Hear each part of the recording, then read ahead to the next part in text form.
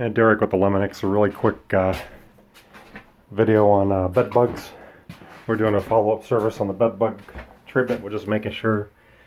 Here's a dead bed bug. This one's dead. And that's the third instar. That happens after they molt for a third time, but that's dead. And this is where they were all at for the initial inspection. You can see all these fecal matter. And we took the slots out with a screwdriver. And it's really difficult putting the bed back together. So, so I put some of my own screws. And then we're doing a follow-up treatment.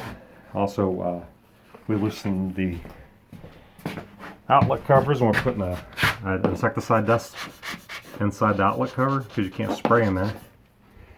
And we'll tighten these up.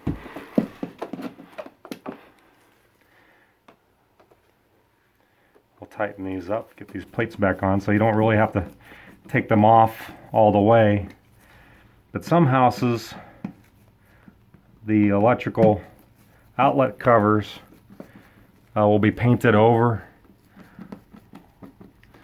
Or sometimes people put the outlet covers on paint while it's still wet. And you know, sometimes you can't get these outlet covers off without damaging the paint or the wallboard. So you can use your best judgment. Sometimes you don't have to do the dusting in outlets because outlets are pretty sealed up.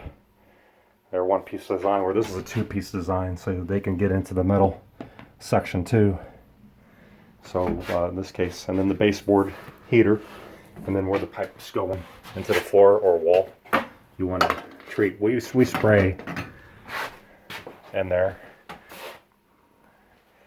and then we're going to do a residual treatment again, and this will be the follow-up treatment, and then they can put everything back after it dries.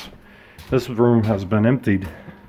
The kids were on vacation for like 2 or 3 weeks, so this room was empty. So we won't know if there's any dormant bed bugs come out hiding until they come back and start sleeping in the room, and see if there's any reported activity, because nobody's in here.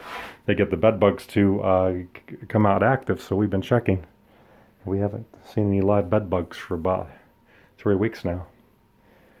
This is my third follow-up treatment. Well, third treatment. Initial, then 2 follow-ups. So I think we should be fine.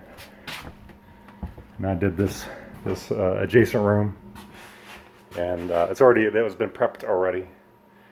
So I assume someone's still living.